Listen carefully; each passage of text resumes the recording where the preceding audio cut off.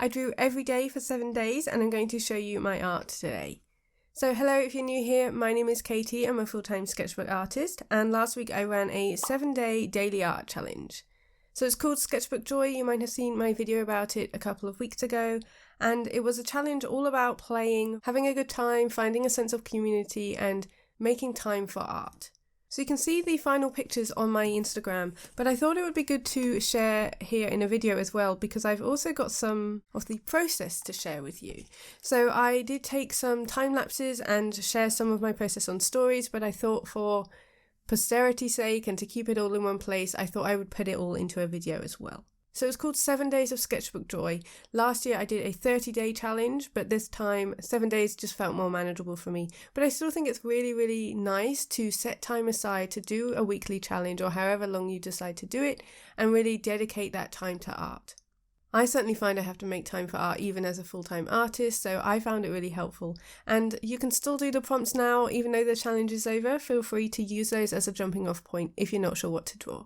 So let's start with day number 1. So this prompt was panels. So I absolutely love panels as a sort of framing device. I had a few questions what I meant by drawing panels, and it's basically borders that you then draw into. Now I did this all in one day, but you don't have to work in that way. You could do one panel a day, for example. So if you have like 10 minutes a day, you could just fill one panel and then by the end of the week, you'll have a full spread. But I really like how it encourages me to frame things differently and also use lots of different references on one day. So this was a much sunnier day than it's been here in England lately. So this was a throwback to summer 2025, going to Kingston Lacy with my husband. So a much more summery palette. But yeah, lots of different photos that I took on that day that I've used them to create this full spread. So you can see that there are elements of this linking them together. So obviously this is the same greenhouse. This was in one of the rooms. And then this is kind of a bit of an outlier because this was the walk to the kitchen garden. But you can still tell it's all one sort of day because of the colour palette that I've used. I've used the same greens, I've tried to balance them around the spread, the same blue as well, and I just love how joyful and cheerful this is. It reminds me of a warm summer's day, and I'm really happy with these sunflowers as well. So I painted this all in gouache, and then I added on coloured pencils on top, which is my go-to. It did take quite a while, maybe about an hour or an hour and 15 in my sketchbook, but I really enjoyed it and it was a really nice start to the challenge. It started on a Sunday, so I did have a bit more time than usual, and this definitely feels like my comfort zone. You'll see here that I definitely made a mess on the next spread, which definitely came over, so I was being a bit slapdash with my brush.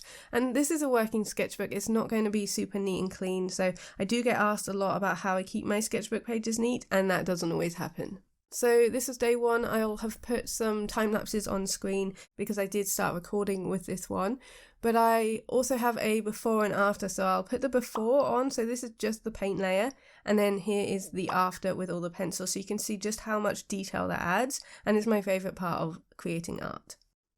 Okay, so on to day 2. Now, this one surprised me, and I'm still not convinced with it, but I had so much love on Instagram when I shared this, and I was pretty taken aback at how many people loved this. It is very different for me, which is why I'm feeling a bit unsure, but I do like elements of it. I really like the warmth, and I love the technique I used. So I'm going to put on screen what I did, and I'm going to be sharing a full tutorial for this process on my Patreon in April because I had so much interest.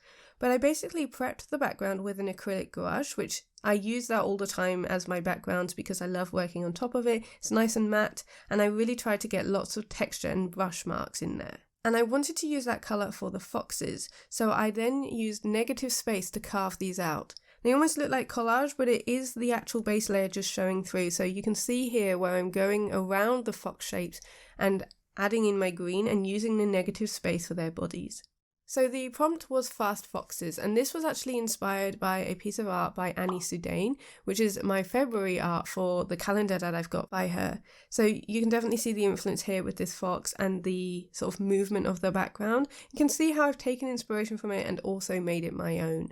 And then just added on more and more greens, really building up the image. I left the sky the same colour as the background, and then the only other elements of the background showing through is this orange.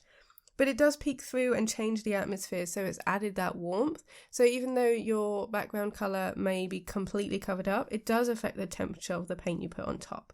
So I do like the warmth from this one. It is very different for me. I stylized a lot of things. I stylized the trees, the clouds, and also these ferns down here. I think I'd prefer it if this wasn't here. It kind of breaks up that movement. But there are parts of this I like, and it was a really good experiment, and this whole challenge was to play, and I definitely did that in this spread. So that was a big tick for me in terms of playing and just trying something out. And it was lovely to hear your feedback too. So I did keep the foxes quite simple, with just a touch of white for their bellies and then some dark indigo dots for their eyes and noses. So pretty simple foxes, but I do think I got that movement in. When I originally made this list, I thought my fast foxes would be drawn or painted really, really fast, like I've done in the past, especially for Animal Month on my Patreon. But I actually instead just interpreted it as foxes moving fast here because this wasn't a quick spread. But that's the beauty of prompts, is you can interpret them however you'd like. And so this is just where my creativity took me on this day.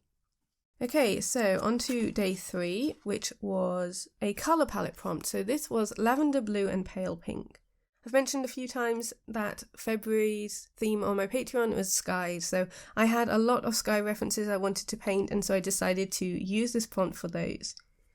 I used Kuretake Gansai Tambi paints here, and again I have a before and after with adding on the pencils on top. So you can see the before here, so blocking in those base shapes with the watercolour paint, and then going on top here with all of the pencils. And that was where I really amped up the richness. That was where I really brought these to life, I think. I loved how it looked once I added on that pencil texture. And I really like building that up, especially here in the clouds for this blue mountain, and up here as well. Adding on those twigs and the branches really created a bit of interest to this one, so it wasn't just a blank sky. So I really like that. And then yeah, just adding in like the telegraph poles and creating that contrast really adds interest for me, and I liked it a lot more once I'd added those in. I obviously added in some greens, so the yellow greens and the darker green too. So with colour palette prompts, you don't have to stick exactly to just those colours. You can still tell that the main colours are lavender blue and pale pink. Probably a bit less pink than I expected, but again, playing around, trying different effects for the sky, layering it up, playing with trying to stylize the clouds and get that softness. And yeah, I do really like this spread. I think it's very colourful, playful, and that was exactly what I hoped for. Okay, day 4 is probably my favourite one from the challenge. This was for night scene. So I've done quite a few night scenes in my sketchbook, but usually they are nature scenes. So I've got one that I did in last year's 30 Days of Sketchbook Joy. So this is generally how I'll do a night scene, but this is from a Morton Hilmer live stream of these badgers visiting these woods. Whereas for this one, I thought I would push out my comfort zone, which again was the idea of my challenge, was to try new things and do an urban scene. It's not my first ever urban scene. I have done a few, especially from our Nocturnal Month back in July 2024 on my Patreon, and I did a live stream for this scene in Rome. So it was similar sort of techniques with that one, but I'm really, really happy with it. So here you can see I'm using a gel plate. So I think this is a really fun process. It's not one I've shared on YouTube because I definitely still feel like a beginner, but it's something I've experimented with a bit on my Patreon. I kept it quite simple. I was expecting there to be a smooth gradient and it definitely wasn't, but that's fine because I think this sort of effect in the backgrounds just adds more character. Gel plate printing can be really unpredictable, but in a fun way. So I used just standard student grade acrylic paint for the background, and the gel plate makes it super duper smooth to work on top of. And I went on top with Neocolor 2s and Luminance pencils. I think that's it. I think it was just those two. So there's a mix of colours here. I really like using the warm oranges, the orangish yellow, and some of the reds as well, paired with this sky blue Neocolor and the dark indigo pencil. I think it's a really nice mix. I've really stylized the buildings here, so that feels really playful and fun, especially compared to these cars, which are a little bit more realistic, but I think it still works in conjunction. And yeah, I'm happy with the perspective and the depth here from all these different cars back here. I really liked adding in the glow. I really enjoyed that. So adding in that tiny touch of white gouache for the headlights, I think really created that glow nicely. And yeah, it was actually quite a quick one. I had to do the gel plate print first and let that dry before I could peel it off. And I've shared the time lapse of me starting this piece. So it was pretty quick, 30 minutes once that gel plate base had dried of just going on top and building it up. So really, really fun one. It was nice to get out of my comfort zone and definitely something I want to do more of. Okay, next up, day 5 was 10-minute timer. So I decided to make it harder for myself and do 5 different birds. That meant I had 2 minutes per bird. So I decided to use brush pens. I think if you are working really, really fast, you can use wet media, but sometimes it's harder to if you want to work on top because then you have to wait for it to dry. So I prefer to use dry mediums. Here I used a mix of Tombow brush pens and Ecoline brush pens and then went on top with coloured pencil. So this one I did film so you can see the time lapse on screen. 2 minutes for this bird. And something else I recommend is getting everything ready to hand before the timer starts. So having your sketchbook open and your materials in pots all ready to go, because it can take up precious time when you're trying to find specific colours. So really recommend that if you do want to try working fast. For me, I love working fast because it encourages that looseness and that play. But I know for some it will just feel a little bit stressful. So you could just use your 10-minute timer prompt to start and just get into the creating and then just add more time on because you're having a good time. Sometimes just having that knowledge of knowing I only have to do this for 10 minutes is enough. But then if you get into it, it's a really nice starting point. Some of these I think are better than others. I'm not really happy with this red here or the way that kind of connects, but because I only had 2 minutes per bird, I think I've just got to accept that looseness. And yeah, I love the attitudes of these 2 birds. I think they turned out really fun. So I did do the base of the birds, which you can see here in the 10 minutes. So all of these were done in 10 minutes, but it looks like such an empty blank spread. So I then took 5 or 6 minutes to add on the rest of the page. So I added on my text and my labels, and then I also added on these smaller little doodles in between, basically just to fill the gaps, and I also added on my colour swatches. So this whole page wasn't 10 minutes, but the birds were. So for me, that was a nice way to finish the spread off to a standard that I was pleased with or that didn't feel unfinished, but still keep the main elements in that 10-minute timer. So yeah, I'm really happy with how this ended up, and I love painting and drawing birds, so this was just a really fun spread for me. Day 6, our prompt was apples and peaches, so a very vibrant spread here. And again, because I had a bit less time on these days, especially compared to the earlier ones where I spent quite a lot of time on these pages, I went quick again. So these were done with brush pens, Tombow brush pens here, again, just to keep things nice and quick. And then I did go on top with some coloured pencils and some Neocolor 2 pastels. I really like this. It's very fun and vibrant. I used to do a bit more work with brush pens than I do now, so this felt like a good sort of throwback. It didn't really perform well on Instagram, but I love it. I think it's a really fun spread. And one of the things that was mentioned in the comments quite a lot and that I really enjoyed is the blue outline. I think it was just a really nice contrast to some of these colours, and I didn't try and do it accurately. Sometimes it's quite hard for me to not work realistically with colour, so I really pushed myself here. I didn't want to use a red marker, I just wanted to use the red Neocolor on top. Instead of going bold with the red for the apples, I used this pink, and that kind of allowed me to play a little bit more with the colour. And then the peach, yeah, I added some purple for some of the different tones within that and some turquoise, and I just think it's really playful. Had a lot of fun with the colour here, and although it's not super duper accurate, I just think it's playful, and I had a lot of fun with this spread, and I think that's really obvious. So I did, again, share some of the process, so I'll put that on screen too. But I do like the looseness of this one, the squibbly marks, the textures, really allowing those brush marks to shine through. I know with brush pens it can feel a little bit annoying when you get that texture of going over, so I tend to really use that to my advantage rather than try and hide them and blend them, but to use that as part of the art.